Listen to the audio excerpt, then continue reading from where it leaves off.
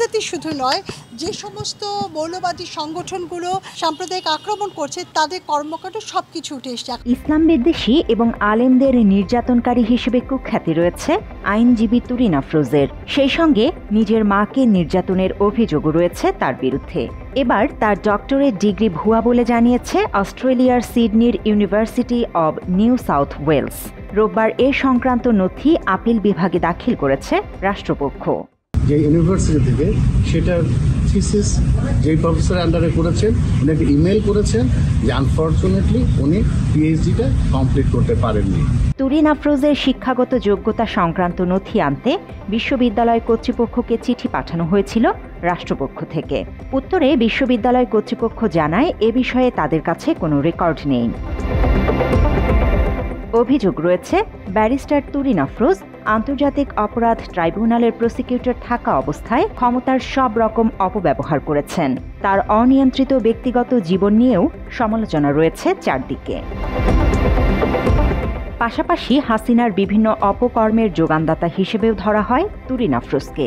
2013 সালের 5ই মে রাজধানীর মতিঝিল শাপলা চত্বর এলাকায় হেফাজতের নেতাকর্মী ও পথচারীদের উপর গণহত্যা চালানো হয়। ওই ঘটনায় এর আগে সাবেক প্রধানমন্ত্রী শেখ হাসিনা ও আন্তর্জাতিক অপরাধ ট্রাইব্যুনালের সাবেক প্রসিকিউটর তুরিন আফরোজ সহ 50 জনকে আসামি করে ট্রাইব্যুনালের প্রসিকিউশনে অভিযোগ দাখিল করে হেফাজতে ইসলাম। অভিযোগ আমলে নিয়ে ট্রাইব্যুনাল 9 জনের বিরুদ্ধে গ্রেফতারি পরোয়ানা জারি করে। শাপলা চত্বর গণহত্যায় তুরিন আফরোজকে কেন আসামি করা হয়েছে সেটা জানা যায় 2013 সালের আগে ও পরের তুরিন আফরোজকে দেখে। আওয়ামী অপশক্তির অংশ হিসেবে তুরিন আফরোজের ভূমিকা দেখলেই বোঝা যায় কতটা শেখ হাসিনা ঘেঁষা ছিলেন তুরিন। 1000টি মাদ্রাসার উপরে আমাদের তদন্ত রয়েছে, তদন্ত প্রতিবেদন, এবং 100-র উপরে ধর্ম ব্যবসায়ীদের তাদের কর্মকাণ্ডের উপরে এখানটাতে তদন্তর তথ্য উপাত্ত আমরা তুলে ধরেছি। 1000 মাদ্রাসা ও 116 জন আলিমের বিরুদ্ধে ধর্ম ব্যবসায়ী ট্যাগ লাগিয়ে তালিকা করা তুরিন আফরোজ কট্টর ইসলাম বিদ্বেষী ও আওয়ামী দল ঘেঁষা আইনজীবী। 2013 সালের ফেব্রুয়ারিতে তুরিন আফরোজ আন্তর্জাতিক অপরাধ ট্রাইব্যুনালের প্রসিকিউটর হিসেবে নিয়োগ পান। শেখ হাসিনার পরিকল্পনা বাস্তবায়ন করতে বাংলাদেশ জামায়াতে ইসলামীর রাজনীতিবিদ আলী আহসান মোহাম্মদ মুজাহিদ এবং গোলাম আজমের বিরুদ্ধে মামলা পরিচালনা করতে তাকে নিয়োগ দেয়া হয় বলে ধারণা করা হয়। মাত্র 30% টাকায় জমির মালিক হয়ে নতুন বাংলাদেশের গড়ে তোলার স্বপ্ন দেখা বাংলা বসতি। এছাড়াও তুরিন আফরোজ 71-এর ঘাতক দালাল নির্মূল কমিটির গণ কমিশনের সদস্য সচিব ছিলেন। ইসলাম বিদ্বেষী এই আইনজীবী দুর্নীতি দমন কমিশনের কাছে 116 জন ইসলামী নেতার বিরুদ্ধে ধর্ম ব্যবসা, জঙ্গি অর্থায়ন ও দেশের সাম্প্রদায়িক সম্প্রীতি বিনষ্টের অভিযোগে তালিকা জমা দিয়েছিলেন। সে সময় বাংলাদেশের ধর্মপ্রাণ মুসলমানেরা ষড়যন্ত্রমূলক ওই তালিকা প্রকাশের তীব্র নিন্দা জানিয়েছিল। আমরা এদের হেদায়েতের দোয়া করি, আমরা প্রত্যেকের জন্য হেদায়েতের দোয়া করি প্রথমে। আর যদি হেদায়েত নসিবে না থাকে, কারুন, সাদ্দাত, নমরুদ আর ফেরাউনের যে দশা হয়েছে বাংলার জমিনের ইসলাম বিরোধী বেহায়াদের ওই দশা আল্লাহ তুমি করে দাও। ব্যারিস্টার তুরিন আফরোজ নিজে ইসলাম বিদ্বেষী ছিলেন এবং ইসলাম বিদ্বেষী সকল ষড়যন্ত্র চক্রের সঙ্গে সক্রিয়ভাবে যুক্ত ছিলেন। 2013 সালে শাহবাগে গণজাগরণ মঞ্চ তৈরি করে জামায়াতে ইসলামীর নেতাদের ফাঁসির দাবিতে আন্দোলন করে একদল ইসলাম বিদ্বেষী ব্লগারেরা। গণজাগরণ মঞ্চের আহ্বায়ক হিসেবে দায়িত্ব পালন করেছিলেন ইমরান এইচ সরকার। ওই মঞ্চ থেকে সে সময় কথিত যুদ্ধাপরাধীদের ফাঁসির দাবি তোলা হয়েছিল। যুদ্ধাপরাধের নামে আলেমদের ফাঁসি চেয়েছিল শাহবাগীরা। সেই আন্দোলনের আহ্বায়ক ইমরান এইচ সরকারের সাথেও সখ্যতা ছিল তুরিন আফরোজের।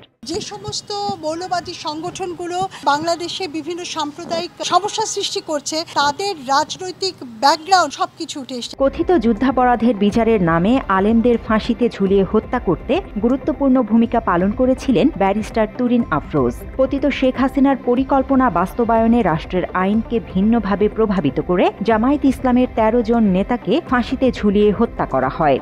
সে সময় শেখ হাসিনার দোসর হয়ে আদালতে এই দায়িত্ব কাঁধে তুলে নিয়েছিলেন এই আইনজীবী। সংবাদ মাধ্যম ভয়েস অব আমেরিকার সাংবাদিক সে সময় তুরিন আফরোজকে প্রশ্ন করেছিলেন, আন্তর্জাতিক আদালতের আইনে মৃত্যুদণ্ড দেয়া যায় না, সেক্ষেত্রে যুদ্ধাপরাধের দায়ে মৃত্যুদণ্ড দেয়া আইনের সঙ্গে সাংঘর্ষিক অবস্থানে রয়েছে কিনা। ওই সময় কৌশলে সে প্রশ্ন এড়িয়ে যান তুরিন আফরোজ। আন্তর্জাতিক অপরাধ আদালতের আইনে তো মৃত্যুদণ্ড দেয়া যায় না, এই ক্ষেত্রে কি একটা সাংঘর্ষিক অবস্থান রয়েছে? একটি হত্যা কেউ যদি করে, তার শাস্তি যদি মৃত্যুদণ্ড হয়ে থাকে, তাহলে একজন যদি 100টি খুন করে তার শাস্তি কেন মৃত্যুদণ্ড হবে না? 2018 সালের মে মাসে শৃঙ্খলা ভঙ্গের কিছু অভিযোগ ওঠে এই আইনজীবীর বিরুদ্ধে। তবে সে সময় শাহরিয়ার কবির দাবি করেছিলেন তুরিন আফরোজ নির্দোষ। আওয়ামী ক্ষমতার অপব্যবহার করে সবকিছু ধামাচাপা দেন ব্যারিস্টার তুরিন আফরোজ। তবে ধারণা করা হয় ওই সময় রাজধানীর একটি রেস্তোরাঁয় যুদ্ধাপরাধের সন্দেহভাজনের সঙ্গে দেখা করে 25 লক্ষ টাকা ঘুষ নিয়েছিলেন তুরিন আফরোজ। একদিকে ঘুষ বাণিজ্য করে আসল যুদ্ধাপরাধীদের সুবিধা দিচ্ছিলেন, অন্যদিকে বানোয়াট অভিযোগে জামায়াতে ইসলামীর নেতাদের ফাঁসি কার্যকর করতে কাজ করছিলেন আফরোজ। এই কর্মযজ্ঞে তুরিনের পাশাপাশি সাবেক বিচারপতি শামসুদ্দিন মানিকও জড়িত ছিলেন বলে অভিযোগ রয়েছে।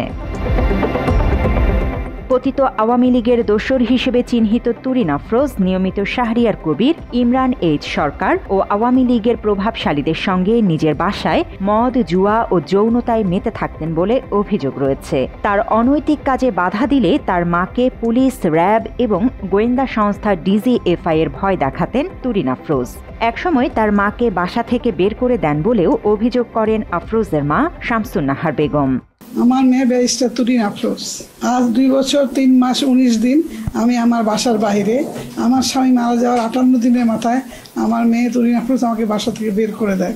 আমার দোষ তার কিছু অনৈতিক আচরণের প্রতিবাদ করা। শুধু নির্যাতন করেই থেমে থাকেনি, তার মা ও ভাইকে উচ্ছেদের পর হয়রানি করতে নিজের পরিবারের বিরুদ্ধে মামলা করেছিলেন তুরিন আফরোজ। পরিবারের পক্ষ থেকে বারবার সংবাদ সম্মেলন করে হয়রানির প্রতিবাদ করলেও আইনি কোনো প্রতিকার পায়নি তুরিন আফরোজের মা শামসুন নাহার বেগম।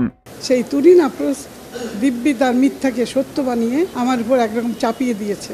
5 বছর আগে সেই সংবাদ সম্মেলনের পরে তুরিন নিজে আমার নামে বিভিন্ন সামাজিক মাধ্যমে কুৎসা রটনা করেছে। 24-এর গণ অভ্যুত্থানে শেখ হাসিনা সরকার পালিয়ে যাওয়ার পর 7 আগস্ট তুরিন আফরোজ তার উত্তরার বাসভবনে আক্রমণ করা হয়েছে বলে জানান। তিনি অভিযোগ করেন তাকে আক্রমণ করা হয়েছে এবং মাথা ন্যাড়া করে দিয়েছে। অজ্ঞাত ব্যক্তিদের হামলার শিকার হয়ে সামাজিক মাধ্যমে লাইভে এসে আর্তনাদ করেন এই ইসলাম বিরোধী আইনজীবী। এছাড়াও নীলফামারী জেলার জলঢাকা উপজেলায় তার পৈতৃক বাড়ি এবং অফিসও ভাঙচুর করা হয়েছে বলে দাবি করেন তিনি। সম্প্রতি তুরিন আফরোজকে গ্রেফতার করে পুলিশ। রাজধানীর উত্তরার পশ্চিম থানা এলাকায় নিজের বাসা থেকে তাকে গ্রেফতার করা হয়। জুলাই গণ অভ্যুত্থানে হত্যা চেষ্টার এক মামলায় গ্রেফতার করা হয় তুরিন আফরোজকে। অনেকের দাবি তুরিন আফরোজের অপকর্মের সাজা ভোগ মৃত্যুর আগেই শুরু হয়েছে। নিরপরাধ আলেমদের ফাঁসিতে ঝুলিয়ে হত্যার অন্যতম কারিগর ছিলেন এই তুরিন আফরোজ। একই সঙ্গে এখন জানা গেল জালিয়াতি করে ডক্টরেট ডিগ্রিও নিয়েছিলেন ফ্যাসিস্ট হাসিনার দোসর Turin. Desk report, Bangla addition.